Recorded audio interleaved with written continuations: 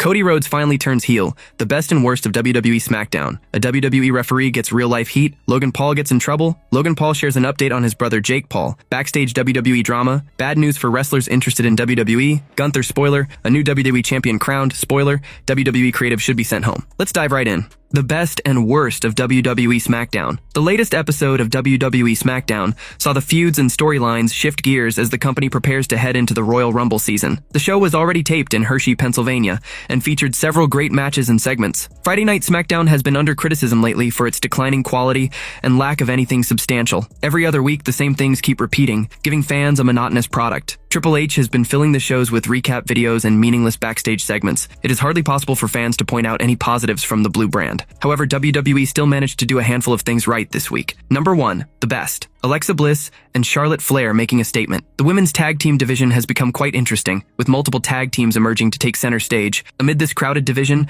Alexa Bliss and Charlotte Flair were lost in the shuffle. However, WWE took that into notice. This week on SmackDown, the babyface duo unleashed an attack on Nia Jax and Lash Legend, prompting them to retreat. Bliss and Flair made a bold statement, making it clear that the women's tag team division cannot overlook them. Showcasing their dominance on the show was the right move by Triple H, as the two veterans desperately needed that. It was the perfect way to reignite Alexa Bliss and Charlotte Flair's momentum and establish them as a major threat to the women's tag team champs. Number 2. The worst. Destroying the credibility of the Kabuki Warriors. Since winning the WWE Women's Tag Team titles from Charlotte Flair and Alexa Bliss on November 10th, Asuka and Kairi Sane have lost every match they've been in. This includes the losing side in War Games and 2 singles losses for Sane to Bliss and Sky. Lash Legend and Nia Jax defeated the champs in a tag team bout on the latest episode of SmackDown. Those losses are clearly to set up the challenges, but going 0-4 since winning the titles greatly damages the credibility of the title holders. Number 3. The best. Cody Rhodes putting Nick Aldis on notice. Cody Rhodes has always been the epitome of humility and the man who religiously follows everything he has been told. This had somewhat made his babyface character look vulnerable, but Triple H finally cured that problem last night. This week on SmackDown, Rhodes unleashed a verbal scathing against Nick Aldis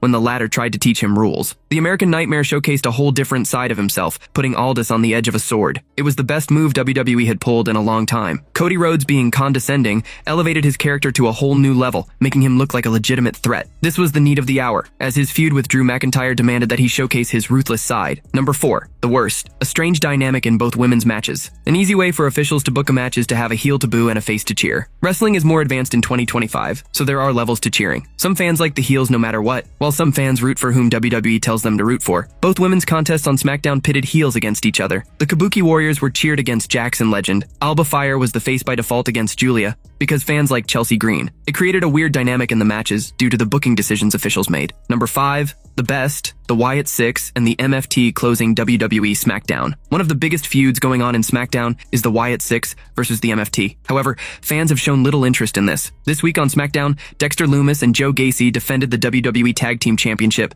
against Tonga Loa and JC Mateo. However, the match ended in a no contest, leading to a massive brawl between both teams. Triple H made the right call by showcasing an all-out faction versus faction brawl between the MFT and the Wyatt Six. This has ignited fans' interest in the feud and elevated the ongoing storyline to a new level. Besides, the pandemonium closing the show was a great way to highlight the feud's significance on the blue brand and make it look like a heated rivalry.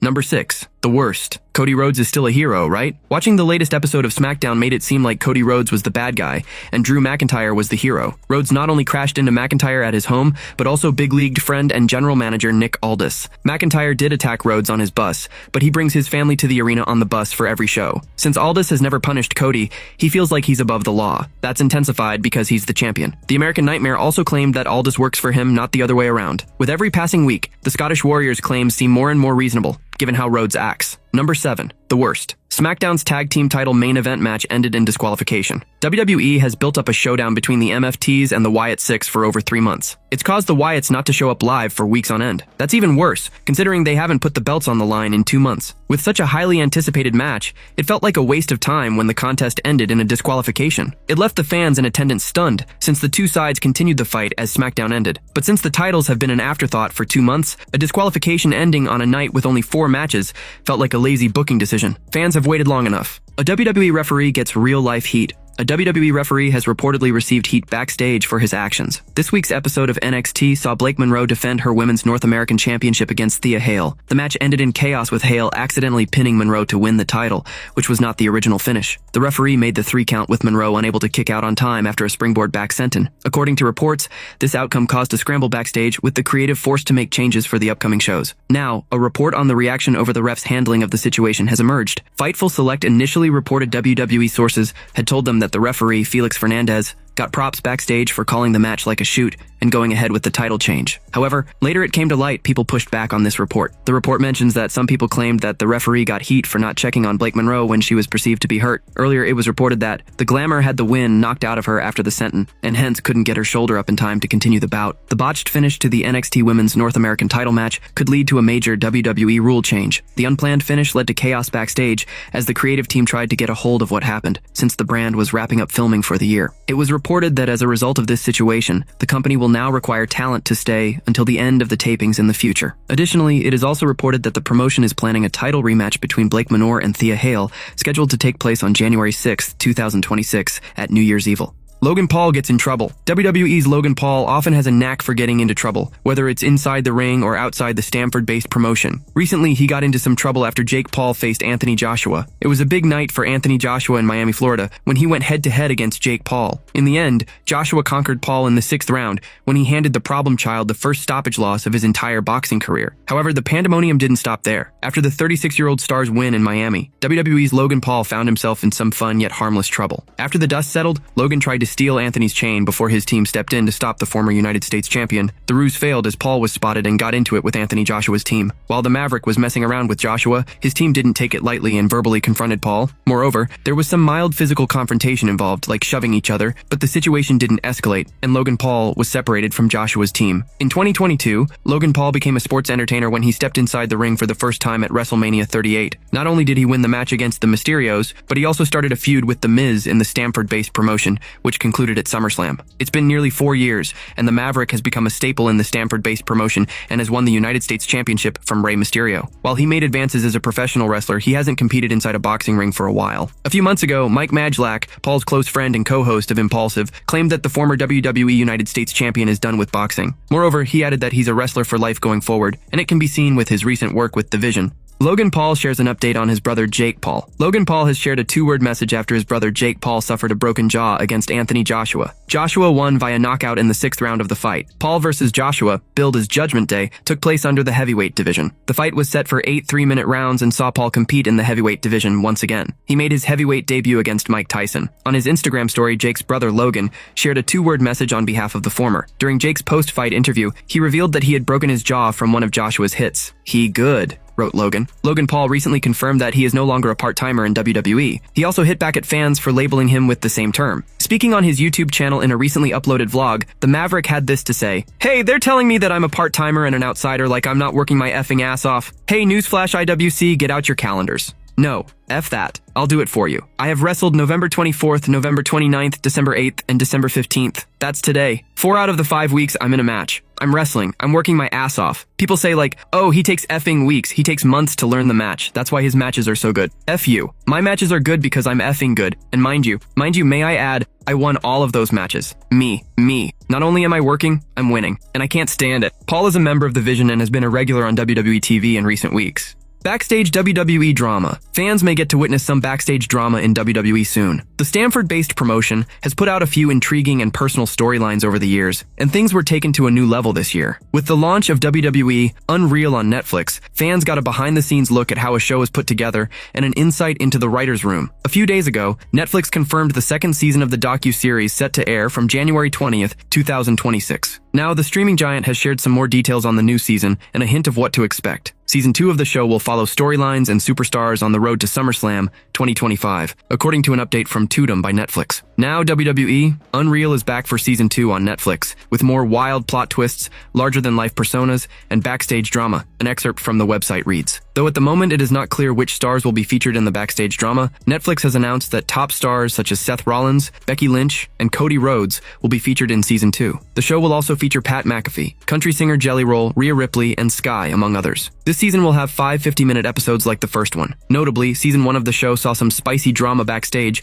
with the promo between Charlotte Flair and Tiffany Stratton, where the Buff Barbie referenced the Queen's divorces, piquing fan interest. Both stars went off script, and Stratton was asked to apologize to Flair backstage. It will be interesting to see what this new season will bring to the table. During an appearance on the Something's Burning podcast, Seth Rollins and his wife Becky Lynch shared their thoughts on WWE. Unreal. While the man said she likes the show, Rollins said he hated it. The visionary said even though everything is planned by the creative team in pro wrestling, an element of surprise and doubt still exists. He said that a series like Unreal is killing that aspect, and that's why he isn't a fan of the show. Bad news for wrestlers interested in WWE. WWE is the world's largest professional wrestling company. Many performers from all across the globe aspire to be a part of the Stamford-based promotion. However, in the latest edition of the Wrestling Observer newsletter, Dave Meltzer reported that performers from TNA and AEW, who reached out to World Wrestling Entertainment, had been told that the global juggernaut was not looking for hiring talent for the time being. The wrestling promotion reportedly does not need more stars, as many of the developmental talents are ready for the main roster. Meltzer further addressed the rumors of WWE potentially signing wrestling veteran Chris Jericho and TNA star Leon Slater in the future. He pointed out that those names were exceptions to the other stars. We were told that, of late, talent from both TNA and AEW who have called WWE have been told that they aren't looking at hiring new people. The idea is that they have so many in developmental, many of whom are ready, that they don't need new people. This is not an absolute, and obviously guys the level of Chris Jericho or Leon Slater wouldn't necessarily fall into that category, Meltzer said. Chris Jericho has been absent from AEW for several months, having wrestled his last match back in April. There has been a lot of speculation surrounding his potential exit from Tony Khan's promotion and a return to World Wrestling Entertainment. On a recent edition of the 83 Weeks podcast, wrestling veteran Eric Bischoff said that Y2J is a smart person who plans ahead for his future. The 70-year-old added that he can bet all his money on Jericho going back to the global juggernaut. He's a very smart guy and he plans ahead. He thinks ahead. If I had to bet money, I would bet he's going to end up in WWE. If I had to bet, and somebody would really have a reason to force me because I wouldn't want to take that bet, but if I had to, that's where I'm putting my bet. I don't know what the plan is, but Chris has got a plan, Bischoff said. It will be interesting to see if and when Chris Jericho makes his much-awaited return to the Stamford-based promotion. Gunther spoiler. Gunther has been the talk of the WWE Universe since last Saturday, when he did what he said he would do and made John Cena tap out. A huge rematch was teased on the Raw tapings, as he was interrupted by not one, but two legends. Gunther opened Raw this past week by proudly boasting about his accomplishment at Saturday night's main event, calling John Cena a little bi and drawing the ire of the WWE Universe. Even the Raw general manager Adam Pearce told him that he went too far and sent him home as he was done for the night. But that wasn't before he teased retiring AJ Styles as well. This week, the 22nd December episode of Raw was pre-taped prior to SmackDown. Gunther came out and continued to insult John Cena, and he was interrupted by Rey Mysterio and CM Punk, the latter of whom he lost to at SummerSlam this year. Punk and the Ring General had a stare down to tease a rematch. While Rey Mysterio would go on to face Austin Theory of the Vision in the main event of the night, the Ring General and John Cena's final opponent had a fairly short night in the office. It remains unclear what the next steps are for him after beating John Cena, but it's clear that something big awaits him. He might just be a silent observer on January 5th, when Braun Breaker looks to topple CM Punk and become the World Heavyweight Champion. Interestingly enough, the world title match features two men who have defeated him, and not many can say that about the Austrian star other than Ilya Dragunov and Sami Zayn. A new WWE champion crowned. Spoiler. There has been a massive title change in a spoiler for next week's episode of WWE SmackDown. A new champion has been crowned. In a twist on the taping for the December 26th edition of WWE SmackDown, a new champion has now been crowned. Earlier in the night, Ilya Dragunov had made the unpopular announcement that he was bringing the United States Championship Open Challenge to an end on the show. This meant that the Open Challenge series that Sami Zayn had started was not going to continue. Although the stars had all been for the Open Challenge, it was coming to an end, even with the approaching 3-hour shows for SmackDown. Carmelo Hayes faced his former partner Ilya Dragunov, and they met in a huge match on the show. The stars did battle on the show, with both having a lot of respect for the other, but holding nothing back in a very hard-hitting match. They went for each other, and it looked like Dragunov was going to be picking up the win as usual to close off the Open Challenge series, but it was not to be. Carmelo Hayes came back into the match out of nowhere, and got the win over Dragunov to become the new WWE United States Champion. After the match, Dragunov showed his usual good sportsmanship and spirit. He raised Carmelo Hayes' hand to celebrate him as the new US Champion. He then even put the belt on him. It seems that Dragunov's very intense reign, which he started after defeating Sami Zayn, is now over. Unfortunately, this means that the star is done as the champion for now, but it remains to be seen if he gets a rematch in the near future. Given that he is on good terms with Hayes, it could happen. UE creative should be sent home. WWE has been slammed for the booking of two of its top stars by a veteran. The creative team led by the chief content officer Triple H has come under scrutiny for some of its decisions recently. Questions have been raised around the booking of John Cena's retirement tour and the lack of fresh faces. There have also been concerns over how the promotion has treated some of its top stars. On Behind the Turnbuckle Studios coach and bro, a fan told Vince Russo and Jonathan Coachman that LA Knight was taken off TV so that people don't expect him in the Royal Rumble match. The fan wrote that WWE doesn't want the audience to hijack the show if Knight competes in the match and doesn't win. Coachman mentioned that Damian Priest recently said in an interview that the company is giving him rest to save his body. However, Russo called out the promotion's creative, saying they have no clue about what to do with their top stars. Let's translate that for the good people watching at home. Creative does not have a clue what to do with them. And that's why, guys, Damian Priest and LA Knight should not be sent home. Creative should be sent home, he said. LA Knight was written off TV on Raw after a vicious backstage attack by The Vision a couple of weeks ago. The megastar is one of the popular names on the roster, hence the decision to keep him away from the ring is debatable. Meanwhile, Damian Priest is feuding with Aleister Black and Zelina Vega on SmackDown. While this is a fresh feud, Priest has failed to touch the heights he achieved after holding the World Heavyweight Championship last year. After losing to Logan Paul on the December 8th episode of Raw, LA Knight was beaten up by The Vision. However, the assault didn't end in the ring. Backstage, he was targeted again, and this time, Bronson Reed delivered a tsunami on him through the roof of a car. This week on WWE Raw, commentators Wade Barrett and Joe Tessitore confirmed Knight's injuries, saying that he has a cracked sternum. It was added that the former U.S. champion would be out of action indefinitely as a result of the injury. Cody Rhodes finally turns heel. A beloved WWE star could turn heel thanks to Drew McIntyre. The Scottish psychopath has been chasing the WWE Championship for some time on SmackDown and has managed to get on the nerves of Cody Rhodes. Despite losing twice to the American Nightmare, McIntyre isn't done with him. The two stars engaged in a brawl in the Scottish star's home. This led to the SmackDown GM agreeing to McIntyre's conditions for a return. McIntyre said Rhodes had to agree not to attack him before their upcoming World Championship match, and second, he'd get to pick the stipulation for their match. On the recent edition of SmackDown, Nick Aldis confronted Rhodes and blamed him for forcing him to accept a bad deal with McIntyre. In response, the WWE champion cut a passionate promo on Aldis and listed down his accomplishments since coming back to the company, and even declaring that he is the law. On the Busted Open podcast, Mark Henry reacted to the promo and said it was a very heelish act by the babyface champion. It's been a long time since we heard the guy that's the leader, the guy that's the so-called QB1, that we call the franchise, come out and make an announcement that that's who he is. Sounded very heelish, he said. Henry then said perhaps it was McIntyre who was pushing Rhodes to the dark side and might force him to turn heel. Maybe it's the fact that Drew McIntyre is bringing this side of Cody out. The way that he's pushing Cody's buttons, if Cody don't find his own identity, we might lose Cody to the dark side. He is not just trying to win the title, he's trying to break Cody, he added. After SmackDown, Drew McIntyre sent a message to Cody Rhodes after he agreed to a title match and the stipulation that he will be stripped of the championship if he attacks the Scottish Warrior before their match. McIntyre called him out for attacking him in public and said Rhodes was now descending into madness. He mentioned that Rhodes was not fit to be a champion, and the reason he still has the title is due to bad officiating in their previous match.